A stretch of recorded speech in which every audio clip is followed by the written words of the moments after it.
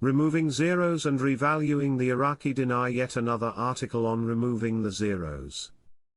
We must be getting very close. The second part of the monetary reform will allow your currency, the Iraqi dinar, to float on an international platform, where it will grow to the real effective exchange rate. This is all part of the monetary reform process Dr. Shabibi wanted. Question: you think we will still get this over with before November 1st? Marks: I am not ruling out October as our month, but with only 3 days left, November looks more realistic. You haven't seen the investment side of the 2024 budget. That's where everybody should be paying attention. If you own dinar, you should be paying attention. They haven't exposed the 2024 investment side of the budget. Why? In my view, it's exchange rate oriented. They need the exchange rate so they have the final accounts. Financial expert Tanina: Iraq must take several steps to transform its economy from a rentier to a multi-revenue economy. Let me tell you something about trading the dinar. We already start trading the dinar with other countries. Now I can take the dinar to anywhere in the Middle East or North Africa and exchange it. In American, Canada, Australia, Europe I cannot yet. We should know this afternoon if what we are hoping for has happened. I have great hopes that a lot happened over the weekend. Bankers usually check in at 2 or 3 p.m. once they get out of morning meetings. With all the gold and all the foreign reserve assets have been built up, they're able to protect the dinar value, which is a huge step for Iraq. Which is what any investor coming into Iraq wants to know. They're worried about fluctuations in the exchange rate, and now Iraq gets to say, look, we got 150 tons of gold, we got $115 billion in foreign reserve currencies. They have the ability of protecting the Iraqi dinar from any crazy fluctuations or any kind of speculation attack against Iraqi dinar. It's no secret. When was the last time you had some bank person tell you, oh, it's a scam? They don't say it anymore, do they?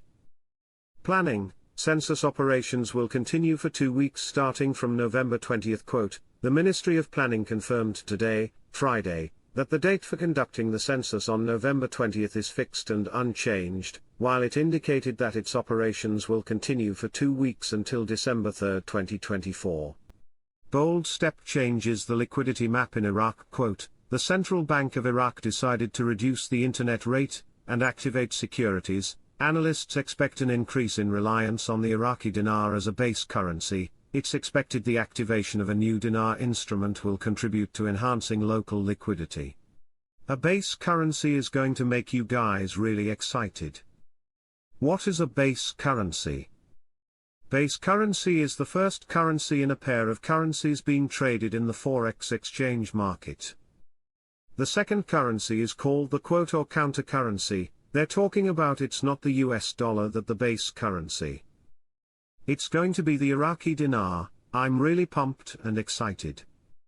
If that doesn't tell you these guys are gearing to go international, I don't know what does. Powerful information. The agreements and paperwork are all nearly completed to set the reinstatement in motion.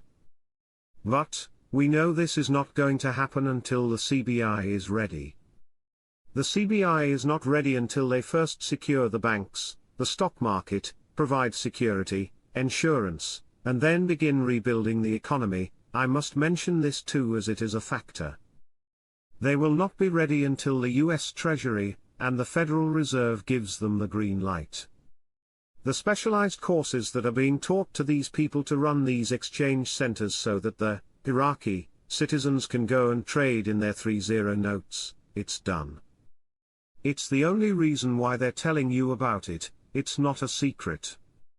The Oil Products Distribution Company of the Iraqi Ministry of Oil announced on Monday the opening of 7 new outlets to supply liquefied gas to vehicles, indicating that about 29,500,000 liters of vehicle gas, LPG, have been supplied to citizens' vehicles through the outlets spread across the governorates. The company's general manager, Hussein Talib, said in a statement received by Shafaq news agency that these outlets were distributed over a number of governorates. 3 outlets were opened in Nineveh, 2 in Muthanna, and 1 outlet in each of Baghdad and Maysan. The Director General praised the efforts of the national cadres who contributed to this achievement, stressing the continuation of work to open more outlets to meet the needs of citizens in various governorates. For his part, the Director of the Equipment Authority, Fulah Hashem, explained that the distribution company currently manages 70 vehicle gas outlets, while the gas filling company manages 53 outlets, bringing the total number of outlets to 123. He stressed the continuation of efforts to expand the number of outlets to cover all governorates with liquefied gas services for vehicles. The General Company for Gas Filling and Services says that more than 10% of the cars in the country have converted to the gas system, and that it is safer than gasoline system.